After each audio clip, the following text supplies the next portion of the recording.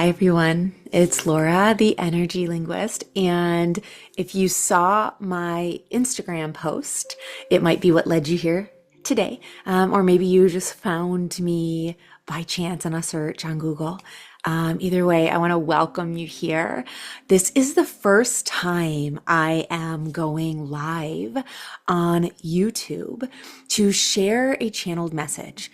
For those of you who know, I am known as the energy linguist.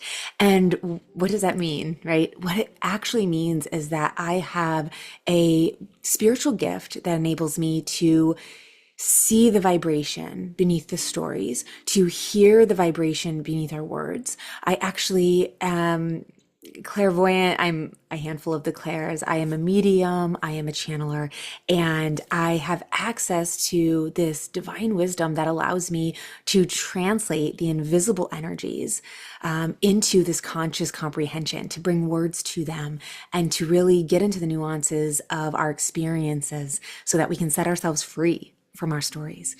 And so today, I chose to come here today because there's this really strong message coming through around breaking free of our pain.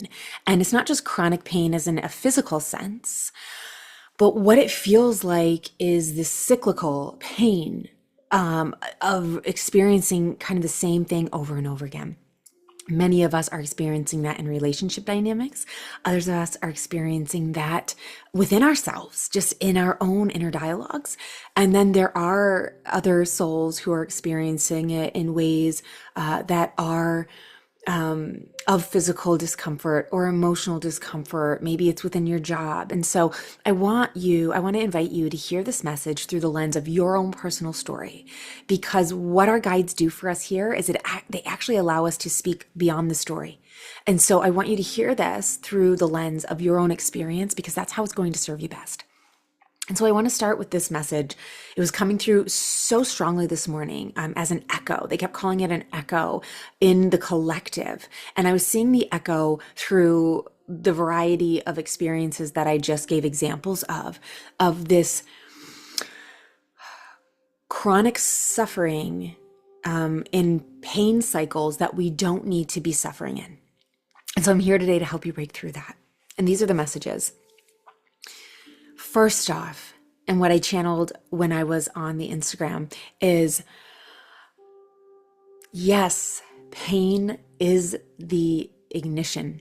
It's the catalyst quite often in our lives. And each of our souls came to this planet for a very unique reason, to rise to this highest potential, to gain a specific wisdom that our individual soul is seeking. And so on account of that, we are going to attract a certain type of experience in our lives. And our soul's called it in from its higher knowing, to inspire and awaken within us this highest potential that exists. In my own experience, I was widowed at 29 years old. And in those moments, it was exceptionally challenging to understand how or why my soul could possibly have called this in. And it was very hard to accept that the soul's contract I made with my late husband was exactly what unfolded. It's only now, after 12 years, that I'm able to see and I continue to see all of the ways in which that pain was a necessary catalyst for me to truly discover who and what I am and why I came to this planet. And so, yes, our pain serves us. However, the pain that our guides are wanting to bring us into awareness of today is the pain that is happening. Interesting. They say through our addiction to it. So this addiction that we have, the addiction energy is intense right now. Addiction that we have to this chronic state of engaging, of being in a certain dynamic. Many of us are addicted to the spikes that we get from the drama in our life. Others of us are desperate to try to prove something of ourselves through rectifying a situation that is not meant to be mended, is what they say. Meaning the mending won't actually mitigate the thing that's happening on the inside. And so their advice for us today is to break free from these certain cycles of pain that we don't need to, right? So there's a quote, I think it's Rumi, or it's a Buddha quote actually, that pain is inevitable, but suffering is optional. And so what they're talking about is the suffering that has occurred from our chronic attachment to engaging in certain dynamics. The echo they're showing me is that we, as souls, you are showing up in the same dynamic over and over again. Maybe you're complaining about it. Maybe you're blaming others. Maybe it's just intolerable. And it's becoming insane, meaning it's engaging with something. What did they say? The definition of insanity is to do the same thing over and over again and expect a different result. And so they're showing me that you're engaging in a specific dynamic in which you're expecting a different result every single time. And that result can't come because we're wanting it to be experienced from the external world or the external thing, right? The person, the job, the experience validating and making it okay for us. But it's not meant to be okay for us. Many of us are trying to continue to engage in a situation that is ingesting a lot of toxicity within our system. That is, I feel it in here, devaluing our emotions, discarding ourselves in order to try to force ourselves to fit into a mold that we are not meant to fit into.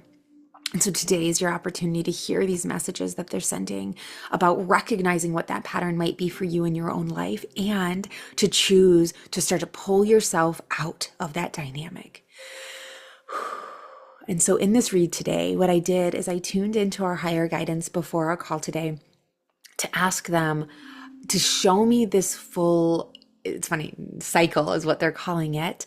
But I was asking kind of for this past, present, and future, which if you know the deep energetic nuances of the Trinity, this trifecta, past, present, and future also does mirror the cycle that they're calling us into today, which is birth, death, and rebirth. And so it's interesting though, because the messages that got brought through, you're at a different stage of the cycle than you might think you're at. And so my inquiry to them, you're going to see me reference my notes because I took notes as I was in that channel of information.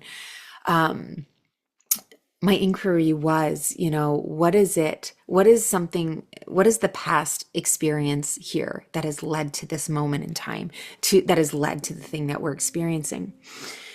And what they said was, your soul was seeking enormous transformation, an enormous awakening that led you into the dynamic that you're currently wrestling with. However, that's past, meaning it led you there to extract the wisdom, not to suffer endlessly in this cycle. It feels like we're trapped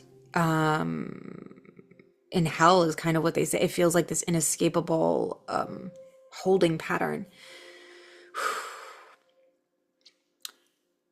Your soul's desire to transform led you to that experience.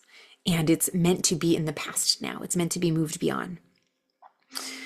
A lot of you are in this contemplation of, well, what does this mean for my future, right? There's this concern around what's next for you and being able to trust that you're going to remain safe, and being able to trust that you're not going to suffer, because there is this deceiver within our minds that will speak up and say, you're going to suffer anyways. This is a mistake. You're still going to experience this, or it's going to be harder to leave. You need to stay.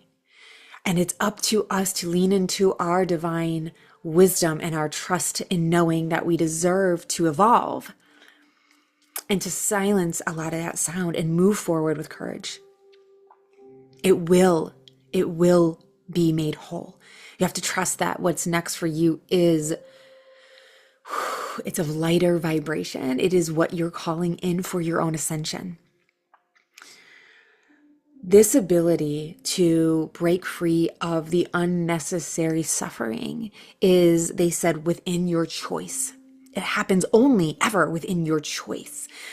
God, divinity, the universe can hand us this beautiful opportunity to say, here, I'm telling you, this is what's next. Trust me.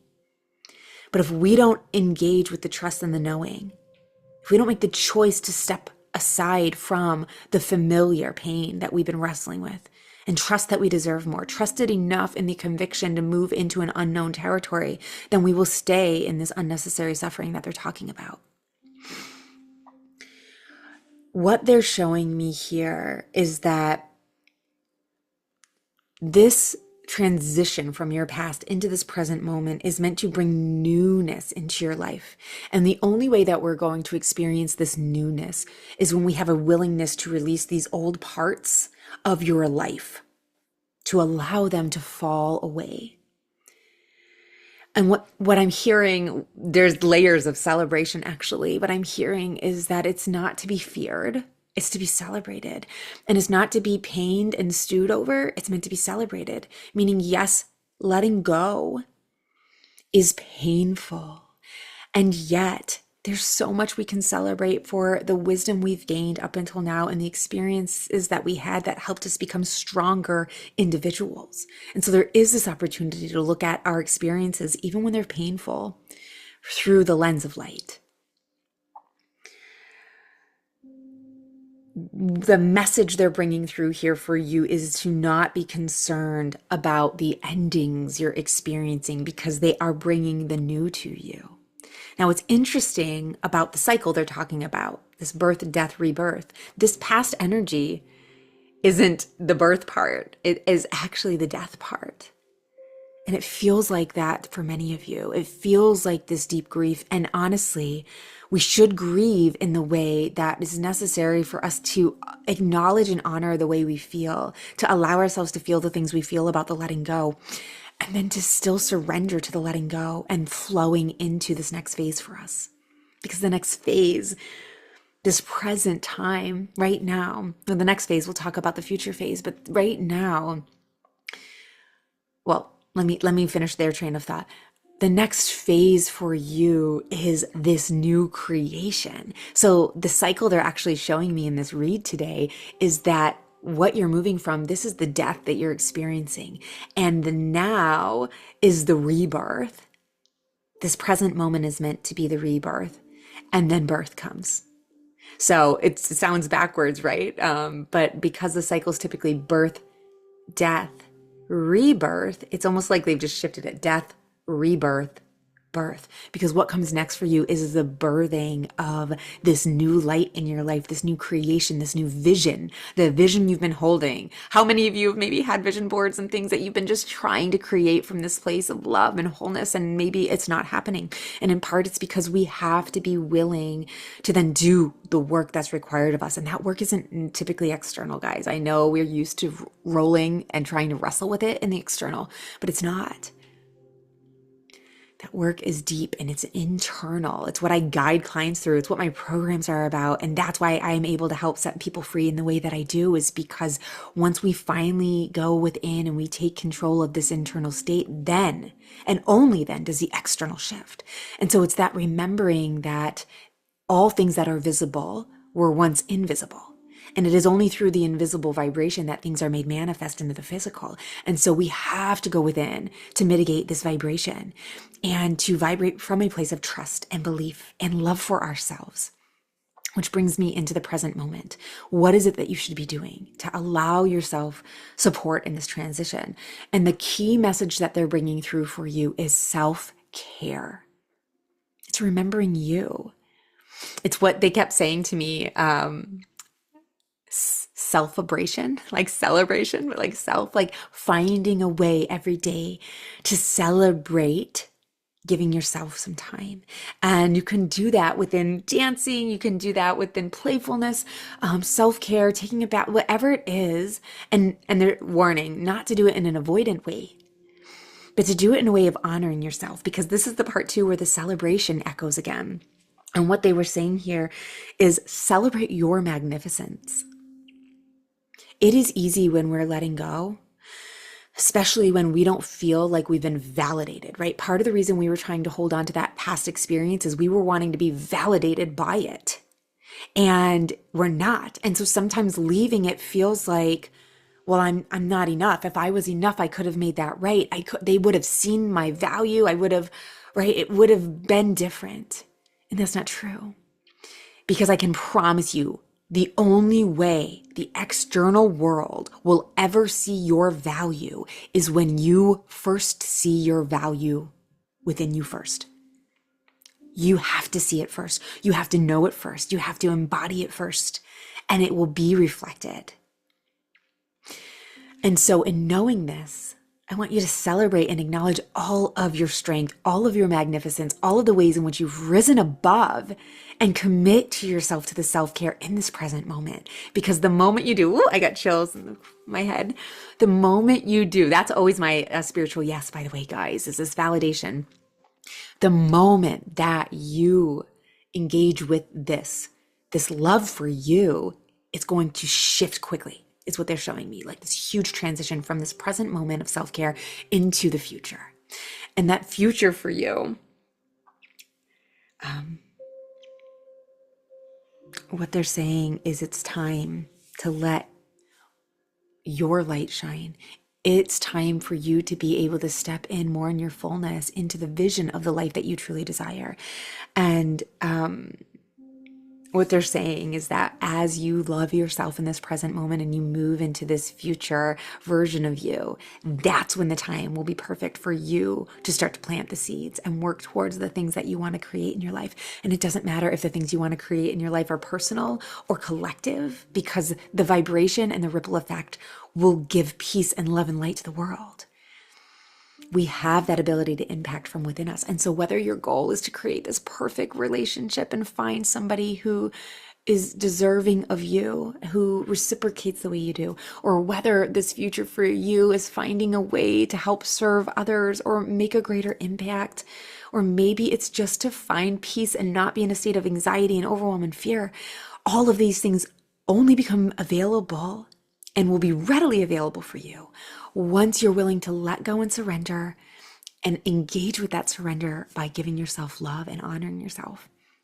So that is the message that your guides have for you today.